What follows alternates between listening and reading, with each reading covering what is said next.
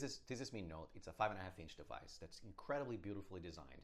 And I don't think anyone is going to look at this product and say that it looks like anything that's been designed by anybody else. I think it's pretty much the end of that copycat discussion. But you're not shying away from the comparison, being called China's Apple. I mean, yesterday Lei Jun is on stage, and there are graphics comparing the iPhone 6 Plus and the Mi Note. Yeah.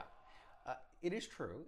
We are a very open, transparent company. We're very engineering-led. We're presenting to a big group of geeks who will inevitably compare the product that we're just unveiling, Mi Note, to iPhone 6 Plus, which is Apple's largest screen device.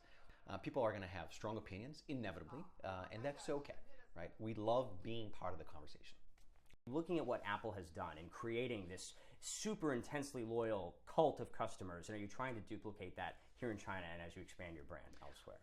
We are trying to build a hugely loyal group of fans. We have 20 million registered members of our user forum here in China, which is a huge number. But it's not an attempt to copy anyone or what Apple has done or anything like that. I mean, it's purely what you instinctively want to do. But there are such similarities, though, aren't there? I think that Keynote with a large cinema-sized screen in the back is something that Steve Jobs coined. It's just a new standard that the world has adopted, and everyone is going with it. And of course, we're adding our own flavor. We know you're really popular in China. You have a foothold now in India. Where does Xiaomi want to go next? So we're going to spend a lot of 2015 really focused on the Indian market.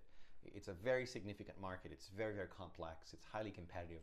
And Indian consumers are probably the most demanding in the world, which I think is something that a lot of people don't know. We'll also start paying attention to Brazil and Indonesia, also very competitive markets. So we want to spend some time in those markets before we really start thinking beyond that. Okay, so 5 years down the road, where do you see Mi products being sold? Everywhere in the world, without a doubt. Including Europe and the United States? Absolutely, of course. What are your thoughts on living in China and working for a Chinese company in a country that economically is headed for, in more and more categories, #1 in the world?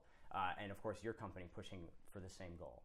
It would be very difficult for me, now that I've seen what China is about, to even consider the possibility of going through life without spending time in China. And I actually really, really do think that anyone who works in tech in particular should go out of their way to spend time here in China, because their perspective will change, and will change dramatically.